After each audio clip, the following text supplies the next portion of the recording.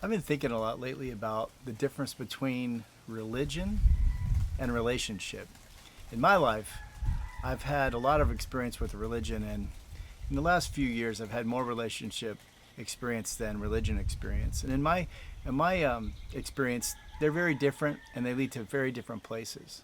One of the things I notice about religion, and one of the reasons why I was so attracted to it, and I believe why it actually worked for me early in my life, was that religion gives you a promise of a guaranteed outcome. How many of us don't want a promise of a guaranteed outcome? So, in that system, if you do X, you do Y, then you get this outcome. And you see what I call the if then equation. If you do this, then you get that, and it's a guarantee. However, as we live our lives, we start to realize that that's not necessarily true. And I've talked to many people throughout the years in my counseling office who have done all the things right. They followed the plan. They went to church. They paid their tithe.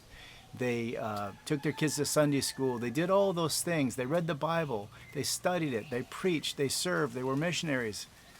And their kids still died young, were addicted, got harmed. The relationships broke up.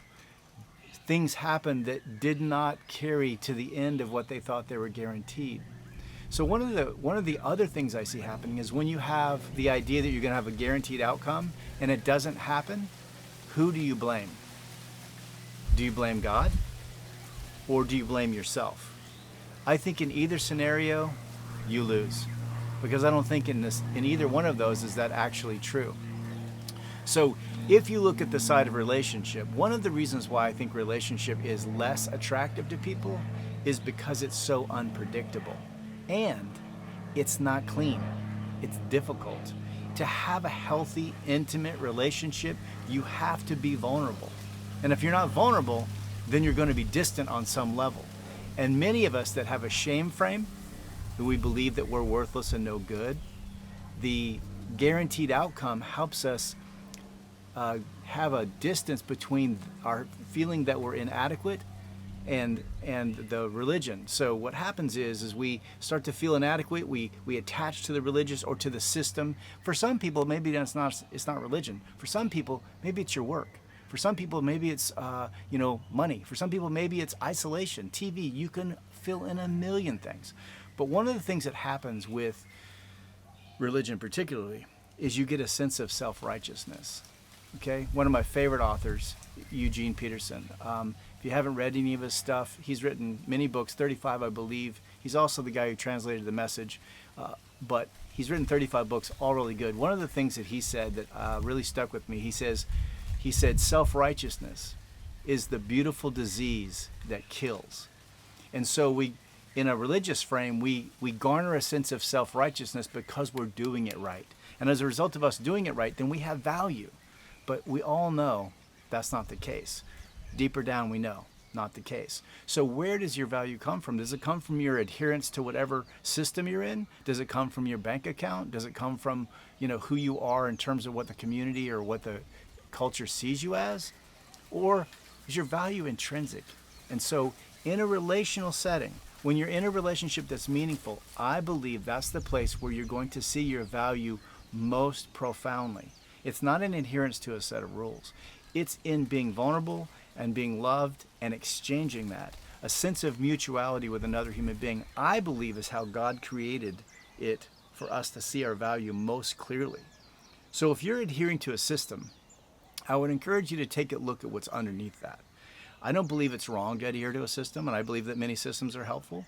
But if your value is coming from adherence to the system, you're never going to hit the mark. Okay? The truth is you're enough as you sit right now.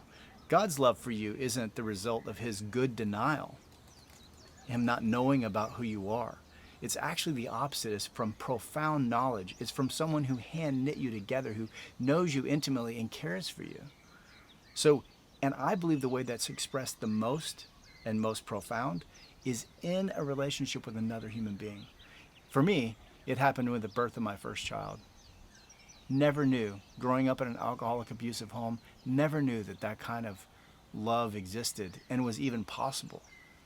And so I experienced loving another human being in a way that I never had before. And by the way, at that point, I was well into being a professional minister and having studied the Bible. But those things never gave me that sense of value. It was in connecting with another human and finding myself deeply vulnerable to the loss of that relationship. I believe that's where the life is at. And so I would encourage you, take a look.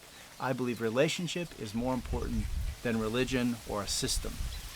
And just to make my point even a little clearer, can you see what's behind me? Look at the beauty that exists here. And this beauty puts us into context. This beauty reveals the glory of who we are, reveals the glory of the place we live in, and the majesty that this life offers us. So I would encourage you to live your life to the fullest and not be limited by a system of religion or some other false sense of value. Thanks for tuning in.